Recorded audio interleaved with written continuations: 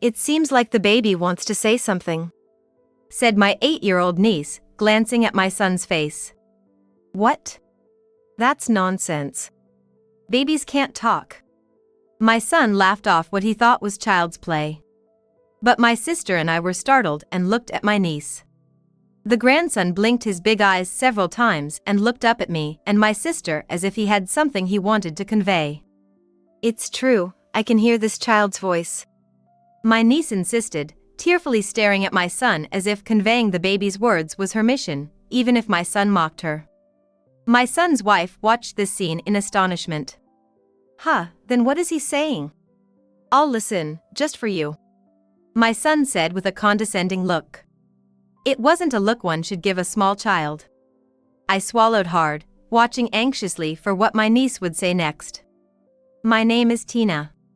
I am 50 years old, living with my husband and our beloved dog, Laura.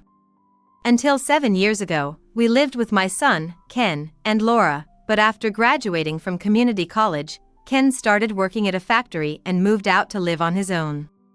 Ken was always rebellious, often not listening to what we said. No matter how much my strict husband warned him, he wouldn't listen, and there were times he got into trouble with the police. Each time, my husband and I would apologize repeatedly, sternly lecturing Ken. But it seemed neither the unpleasant experiences he caused others nor the police warnings bothered Ken, as he repeatedly got into similar troubles. As a child, he was like the neighborhood ringleader, bossing around his elementary school friends, which was still somewhat endearing. As he grew older, his delinquency escalated, causing injuries and troubles to others, leaving us, his parents, at our wits' end.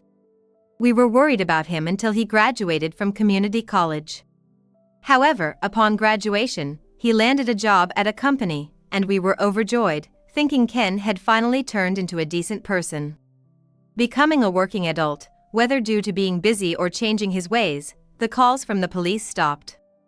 Living on his own, Ken seemed to have mended his ways. Finally, after years of difficult parenting, my husband and I congratulated each other. 2 years ago, Ken brought home the woman he wanted to marry, Lisa. At that time, Ken, at 25, was on the younger side for marriage, but we never thought the delinquent boy would ever get married, so we were overjoyed at his announcement. "This is Lisa, the woman I'm gonna marry. Met her in town." "Nice to meet you, I'm Lisa," said the woman Ken brought home, a slender beauty with a modest demeanor, stepping back behind Ken. "I'm Tina, Ken's mother." "Nice to meet you." "Nice to meet you too." It was a mystery why such a lady fell for Ken, but perhaps he had a charming side we hadn't seen. "We're planning to get married next month," Ken reported lightly, but his usual confidence meant my husband and I didn't pry. If they had decided together, it wasn't our place to intervene. "So, at work the other day." Ken quickly moved on the topic to ramble about his work. Most of it was boasting about how he had saved his workplace from crises or covered for his colleagues' misdemeanors. We half listened, but Lisa attentively nodded along the whole time. Indeed, if a woman listens to this well, it's understandable why Ken fell for her. Despite coming to report their marriage, Ken mostly talked about himself, impressing Lisa. In the end, Ken's marriage announcement turned out to be mostly him rambling on about whatever he wanted to talk about. When Ken went to the restroom, I couldn't help but ask Lisa if she was okay. "Are you okay, Lisa?" "He talks mostly about himself." "Oh, I'm used to it, so it's fine." Lisa reassured me, replied like that as if it was nothing. "If there's anything, please always feel free to talk to us. We're family now." "Thank you." Her eyes were slightly teary, which surprised me. "Oh, sorry. Just some dust," Lisa said, wiping the corner of her eye. She might be experiencing the wedding blues. I remembered feeling choked up when I reported my marriage to my in-laws long ago. That day, I watched Lisa leave our house with a nostalgic feeling. To think Ken found such a wife, we can finally relax. "Yeah, it's been a long journey, but we made it." We congratulated each other on the upbringing of our son, and that night, we celebrated with some fine wine, getting drunker than usual and going to bed early. 2 years had passed since Ken and Lisa got married, and this year, they had a baby boy. His name is Henry, and from the photos, he looks like Lisa with a well-defined face. The thing is, my husband and I haven't met our grandson yet. Even when we contacted Ken to let us see the grandson, he'd say, "I've been busy lately," or "Lisa doesn't like it," and hardly agreed. Initially, we refrained from visiting right after the birth to not burden Lisa, but after several months without approval from Ken, my husband and I decided to visit Ken and Lisa's home unannounced. It was a sunny Sunday afternoon. Hello. Ken and Lisa lived in a rental property in the countryside, about a 40-minute drive from our house. Lisa opened the door. "It's been a while. How are you?" Seeing Lisa after a long time, she seemed to have a frightened expression for some reason. She appeared thinner than before. Or perhaps more accurately, gaunt. "Sorry for the sudden visit. We just couldn't wait any longer to see our grandson. Is now a good time?" "Oh, yes. Please come in." Despite asking tentatively, thinking it might be a busy time, Lisa readily let us in. As soon as we entered, the smell of cigarettes hit our noses. My husband frowned. I was surprised, thinking, cigarette smell in a house with a baby? But didn't mention it and proceeded to the back of the room. Seeing our grandson sleeping in the baby crib in the living room, our cheeks relaxed. When we gently touched his small hand, he twitched but continued sleeping. "He's adorable." "Thank you," Lisa said with a tired face that slightly brightened. "Is Ken not here today?" "He went out with friends today." "Leaving you and Henry behind?" "It's usual for him." Usual must mean Ken often goes out on his days off. "Is Ken helping with parenting?" "I smelled cigarettes. Is Ken smoking?" Lisa just looked down without answering. Affirming the situation, and I felt very sad. "I'll talk to him. Tell him to help you out more." "Please don't." Hearing her firm refusal, I was taken aback. Despite Lisa being so worn out from childcare and housework, I thought of warning Ken, but perhaps for Lisa, it's unwanted interference? "Oh, no. I appreciate the thought, but he might think I complained." "Oh." Lisa was worried that if I complained to Ken, it would be her who'd be blamed. "But that would be tough on you, Lisa." "I'm fine. So please don't say anything to him." With Lisa insisting so much, neither my husband nor I could say anything more. "All right, but please talk to us if anything comes up. We want to help." "Thank you." Actually, Lisa was raised in a single mother's home, and her mother is currently hospitalized due to illness. So, for Lisa, aside from Ken, my husband and I are the only family she can rely on. We wanted to help Lisa feel a bit more at ease. Afterward, as Lisa sporadically shared about Ken's sloppy lifestyle and his terrible attitude towards her, it pained us to hear. We hadn't known that Ken was being so awful to Lisa while we were not around. Although Lisa refused, we secretly resolved to warn Ken if he continued behaving terribly. A week after my husband and I visited Lisa, on a Saturday when my husband said he had to work, my sister Sarah and my 8-year-old niece Ivy came to visit. Sarah and I have been close since childhood, and even as adults, we often spend time together like this. But this time, it had been a while since we last met, about half a year since I saw my sister, Sarah. Sarah and her daughter, Ivy, came to our house, and first off, they petted our beloved dog, Laura. Ivy, who apparently doesn't usually interact with dogs, looked at Laura with curiosity as Sarah said, "Isn't she adorable?" To which Ivy solemnly nodded. Then, I served tea to Sarah and Ivy, and we caught up on each other's lives. Unlike me, a stay-at-home wife, Sarah works part-time and was venting about her boss. This must be one of the few times she can relieve her stress. I listened to Sarah's stories, nodding appropriately. During this, Ivy, who had been playing with Laura, suddenly turned to us and stared at me with her big eyes. "What's wrong, Ivy?" Then, Ivy started, as if she had something on her mind. "Laura says, thank you for always taking care of me. But she wants more frequent washes, not just once a month but maybe once a week." Really? I was baffled as Ivy began to express Laura's feelings. Looking at Sarah, she was just as surprised, saying, "Well, it's common for young children to pretend to converse with animals," but specifying the frequency of the baths was peculiar. Especially since it was accurate. I've been wanting to give Laura more frequent baths, but I've been too busy lately. Did Laura tell you that, Ivy? Yeah, she looked like she wanted to talk, so I asked her. At first, I thought Ivy was either lying or fantasizing. However, I was taken aback when Sarah mentioned, actually, this kind of thing happens quite often with her. Last time, despite the weather forecast predicting sunshine, she said a storm was coming and it'd be better to stay home. We had no plans that day, so we stayed in, and sure enough, the weather turned severe, just as Ivy said. Signs were even blown away outside. I was glad we didn't go out. Really? And there's more. She found my car keys right away when I lost them and talked with dogs we met while walking, just like now. No one believes it, but I've come to realize this child has a special gift.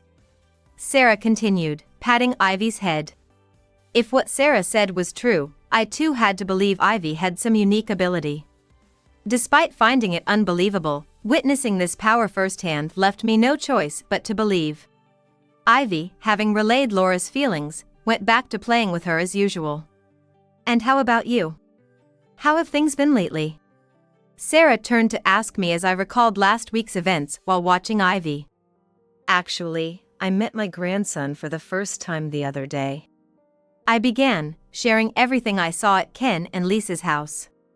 How Ken left his wife and child at home to hang out alone on Sunday, his smoking habit, and his domineering attitude towards Lisa. With each detail I shared, Sarah's brows furrowed more and more. That's terrible. Ken has always been a handful, but I thought he had gotten better recently. Yes, but it seems I was mistaken. It's just not right for Lisa. Indeed, and worrying. How about we go visit Lisa together next time? Maybe we can help somehow. Of course, we'll let her know beforehand.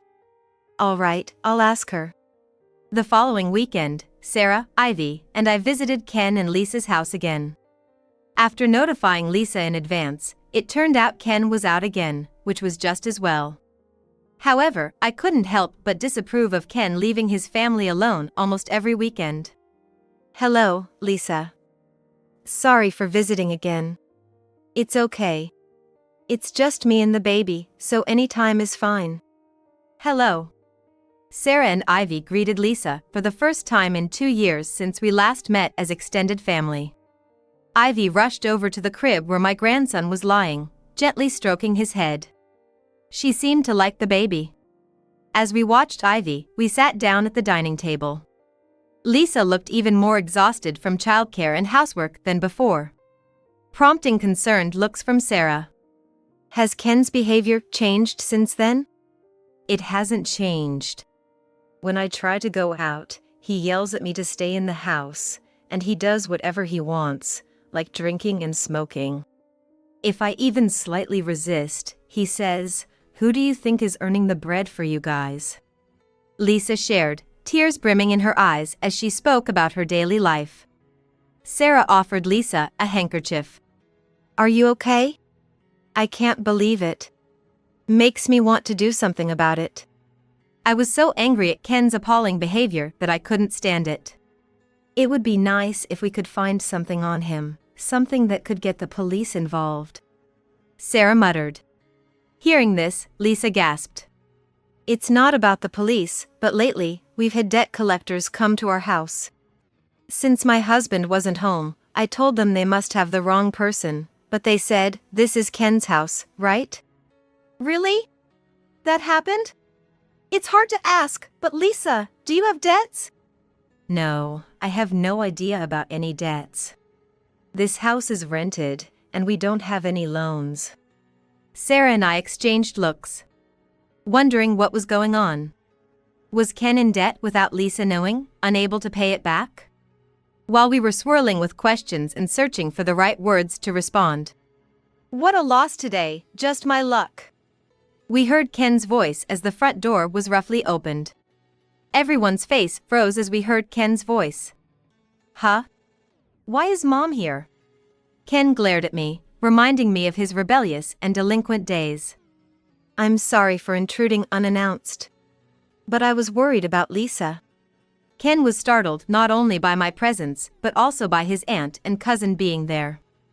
However, realizing it was just family, he demanded Lisa to bring him some alcohol. Lisa hurried to the kitchen. There's no more beer left. What? That's your job as a wife to restock. I'm sorry. Ken retorted arrogantly, as if he were a king, and Lisa shrunk in response, apologizing. I couldn't help but shout, Ken, but he didn't even glance at me, just glared at Lisa. Looking for a way to reprimand Ken, the baby in the crib began to cry.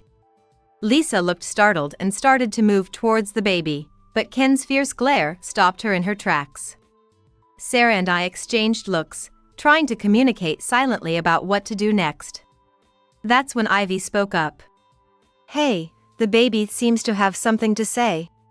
Ivy said this while glancing at Ken's face. What? That's nonsense. Babies can't talk. Ken laughed off what he thought was just child's play. But Sarah and I turned to look at Ivy's face in astonishment. The grandchild blinked his big eyes several times, looking up at us as if he had something he wanted to say. It's not a lie, I can hear this child's voice. Ivy insisted, undeterred by being ridiculed by Ken. Tears welling up in her eyes as she stared at him. Lisa watched in astonishment. Then what is he saying? I'll listen, just for you. Ken said with a disdainful look that should never be directed at a small child. I watched, holding my breath, as Ivy was about to speak next. Daddy is planning something bad. Mommy, don't be fooled. For a moment, Ken's shoulder twitched at Ivy's words. Lisa looked shocked. Sarah and I immediately understood that Ivy was about to use her mysterious ability again. What do you mean, Ivy? I urged her to elaborate. Ivy took a breath before continuing. Daddy has been writing secrets in a notebook and always hides it behind the bookshelf. Also, I love Mommy. Daddy is scary, and he's crying. Then Ivy walked over to the living room's bookshelf, pulled out a few books, and found a small notebook hidden behind them, handing it to Sarah. Here it is. Seeing the small notebook, Ken's face turned pale. Sarah, gauging the reactions of Ken and Lisa, opened the notebook. This is a life insurance policy. Oh, the insured is Lisa, and Ken is the beneficiary. There's even a contract attached. Now Lisa's face turned pale, and I took the notebook from Sarah to see for myself. As Sarah said, there was a life insurance policy worth over $200,000 taken out on Lisa, and I couldn't believe my eyes. Ken, what's this all about? I never thought my son, who had a history of delinquency, could do something so cruel to his own wife. I glared at him, wanting to confront him about this life insurance right away. Damn, I had no choice. I ran out of money. Besides, anyone would get life insurance, right? It's not like I was planning to do anything to Lisa. Ken rattled off excuses as if trying to justify himself.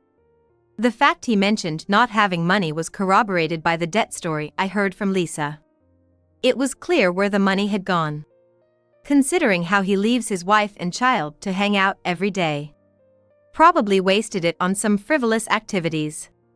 Insurance is usually something you get for yourself, right? Taking out a life insurance policy on Lisa without her knowing and acting ignorant about it is just wrong. My logical point left Ken at a loss for words. Then, Ivy spoke up again, adding fuel to the fire. The baby told me. Daddy's been mumbling to himself that he got fired from his job for stealing money from the company. And he's planning to do something bad to Mommy to get money. What? I exclaimed, shocked by her words. Fired from his job? Then what had he been doing all this time during weekdays? Lisa, too, stared at Ken in disbelief. What are you talking about? You don't have any proof. Ken spat back at Ivy. I stepped in front of Ivy, unleashing all the anger I had been holding back. Proof? Ivy just told you everything. She can understand the baby's words, not just that. Finding this notebook wasn't a coincidence either. What Ivy says is true.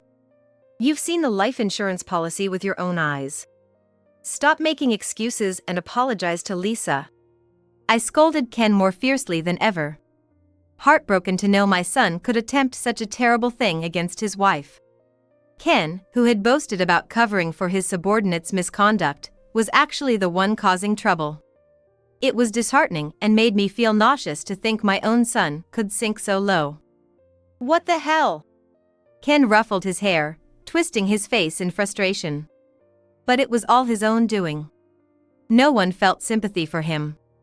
After I scolded Ken, Lisa seemed to gather some courage and finally spoke up. I never imagined you could do something so despicable. I want nothing to do with you anymore. Pay back the debt yourself. Goodbye. With those words, Lisa took the baby and stormed out of the house. We watched in astonishment. Ken muttered complaints after Lisa left, but after being rebuked by Sarah and me, he ended up sulking. Though it was unexpected for Lisa to leave, I was glad we could expose Ken's wrongdoing. Looking at Ivy, who seemed content after speaking her mind, she stretched and said, "I'm hungry. Shall we go get something to eat?" Well, we'll be taking our leave now. With that, Sarah, Ivy, and I left Ken's house behind. A place that could be visited by debt collectors at any moment. I decided never to return to this house again, not just for Lisa's sake. Why the hell? Ken was still shouting until we closed the door, but we ignored his pathetic cries and left the building. A few days later, worried about Lisa, I contacted her. "I'm sorry to have worried you. I've gone back to my grandmother's house. Please feel free to visit Henry anytime," she assured me, which relieved me. Lisa had sent Ken divorce papers right after that incident. Ken was reluctant to agree to the divorce at first, but after Lisa insisted she would not let him see the child unless they divorced, he finally gave in, and the divorce was settled. Lisa, whose mother is hospitalized, said she's back at her grandparents' seeking employment and plans to place Henry in daycare soon. Ken's miserable days began, forced to work part-time daily to repay his debts. Initially, he begged my husband for money, but after hearing the full story, my husband was furious and told him, "Don't ever come back home."